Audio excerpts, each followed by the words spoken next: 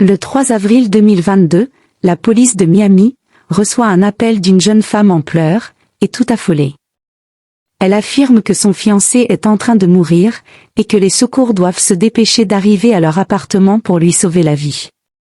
Lorsque la police arrive à l'adresse indiquée, ils trouvent Christian dans les bras de sa fiancée Courtney. Il a reçu plusieurs coups de couteau à la poitrine, et saigne abondamment. Au point où tout l'appartement est recouvert de sang. Une équipe d'ambulanciers se charge immédiatement de le conduire dans l'hôpital le plus proche, afin qu'il reçoive des soins adaptés à la gravité de ses blessures.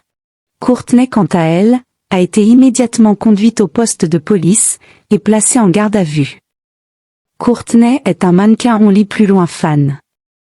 De 25 ans, qui vivait le parfait amour avec son chéri Christian âgé de 27 ans. Enfin, à première vue le couple faisait rêver. Une belle jeune femme au corps de rêve, sur qui tous les hommes fantasmaient. Et un beau gosse, au corps taillé comme un dieu grec. Ils formaient vraiment un couple idéal, qui donnait envie, et faisait jalouser plus d'un. Mais derrière cette apparence trompeuse, le couple s'avère être un couple à problème. Courtney et Christian se disputaient à longueur de journée, et de nuit. Et leur dispute était tellement grave, que le couple terminait au commissariat, une fois sur deux.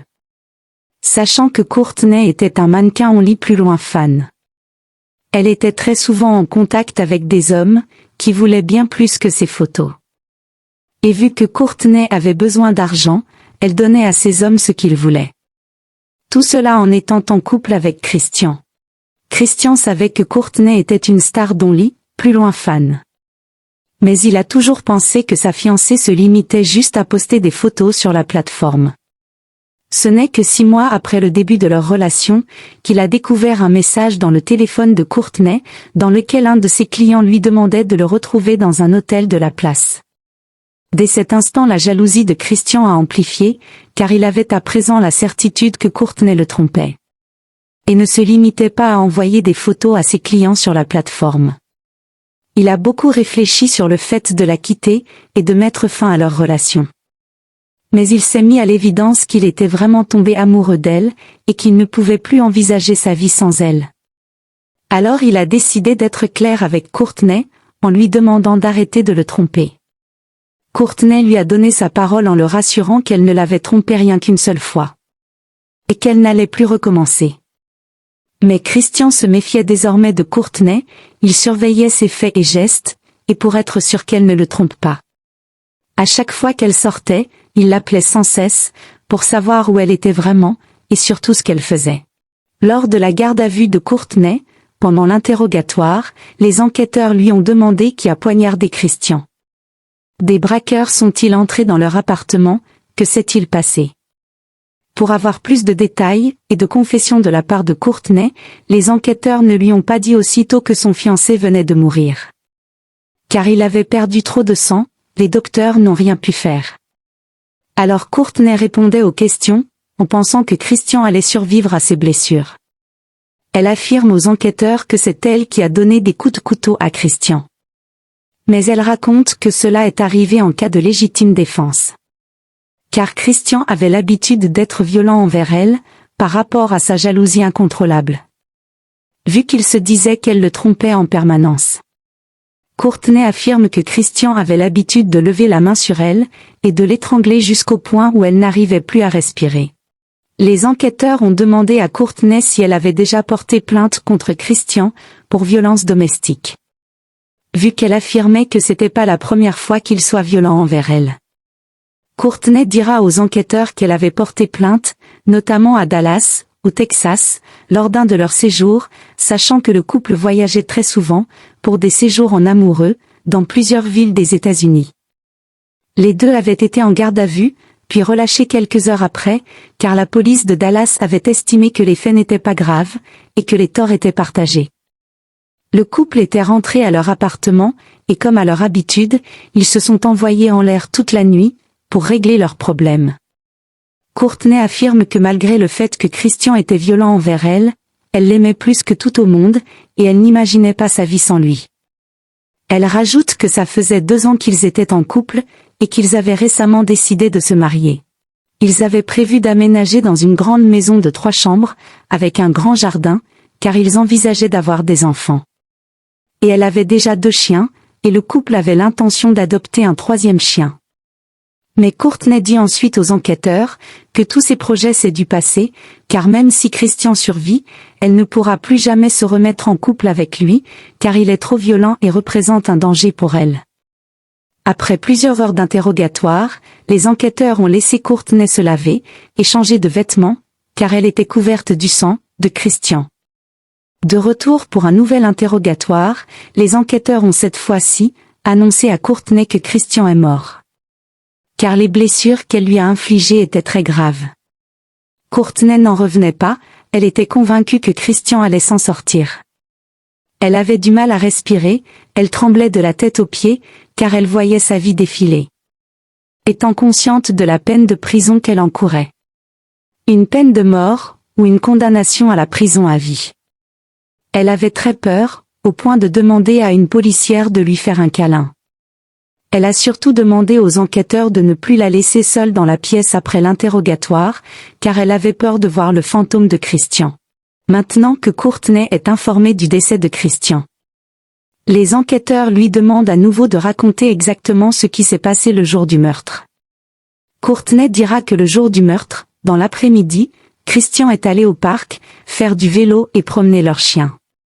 Elle par contre est allée rendre visite à sa mère. Mais vu que Christian n'arrivait pas à contrôler sa jalousie, il l'a appelée pendant qu'il était au parc, et lui a demandé où elle était. Vu que Courtney dit qu'elle en avait marre qu'il la surveille, et pour l'énerver, elle a dit à Christian qu'elle était avec un homme, en train de faire ce qu'il pensait qu'elle était en train de faire.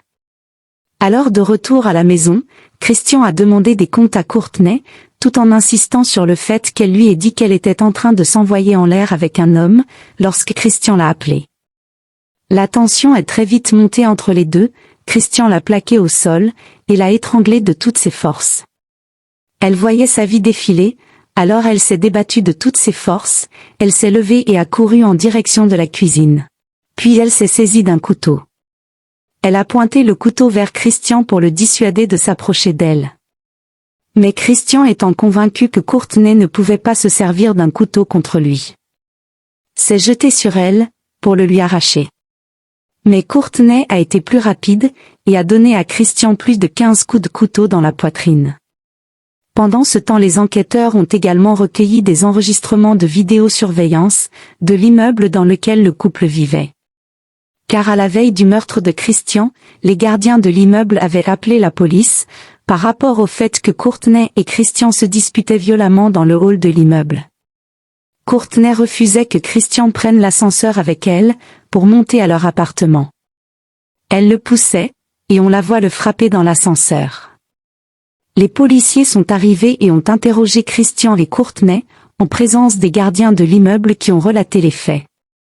Devant Christian, Courtney n'a pas dit grand-chose aux policiers qui les interrogeaient dans le hall de l'immeuble. Mais lorsque les policiers ont emmené Courtney loin de Christian, elle s'est mise à pleurer. Elle était en panique. Elle a dit aux policiers qu'elle souhaitait avoir une ordonnance restrictive contre son fiancé Christian, car il était très violent et venait à peine de la frapper. Ayant un bon avocat, et ayant plaidé la légitime défense, les policiers ont décidé de ne retenir aucune charge contre Courtney.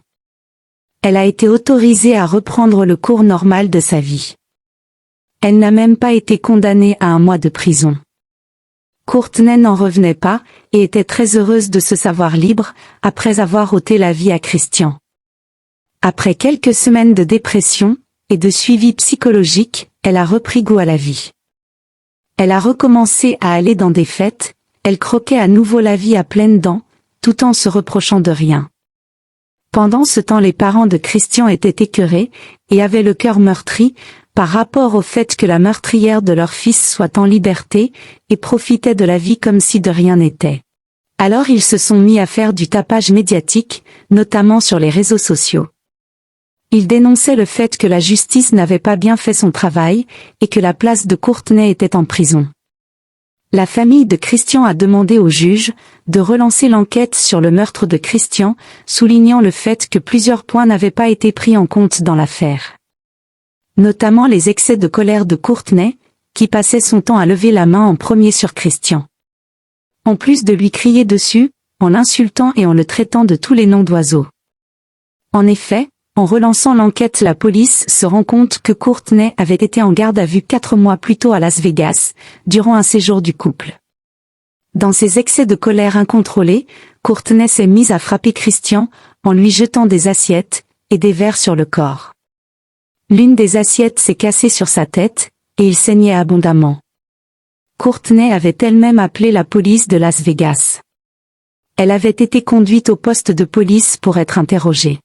Pendant que Christian a été conduit dans un hôpital pour recevoir des soins. Lors de l'interrogatoire à Las Vegas, Courtney avait fait savoir qu'elle a appelé la police, car elle est très violente et lorsqu'elle est en colère elle passe son temps à jeter des objets tranchants et cassables sur son fiancé Christian. En fait c'était Courtney la jalouse hystérique de cette relation, et non pas Christian comme elle l'a fait croire aux enquêteurs lors de sa garde à vue après le meurtre.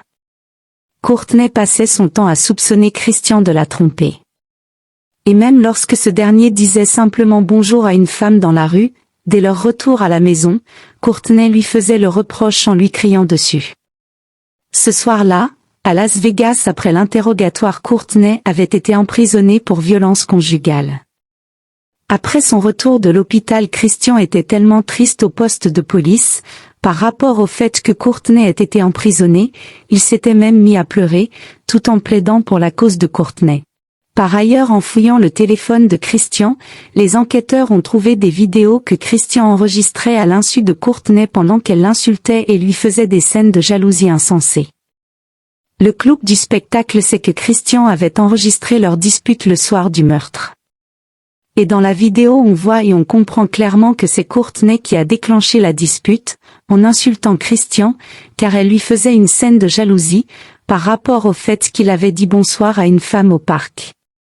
Les enquêteurs avaient à présent la preuve concrète que ce n'était pas Christian qui était à l'origine de leur altercation le soir du meurtre, bien au contraire il essayait de calmer Courtney, mais elle était déterminée à commettre son acte atroce. Suite à cela, Courtney a été reconnue coupable de meurtre au premier degré. Elle a été condamnée à la prison à perpétuité, sans possibilité de liberté conditionnelle. Courtney a pris tellement de poids depuis son incarcération, au point où on pourrait ne plus la reconnaître. Elle qui avait un corps de mannequin qui faisait rêver les hommes, est devenue l'ombre d'elle-même. Les parents de Christian ont obtenu justice, après n'avoir rien lâché.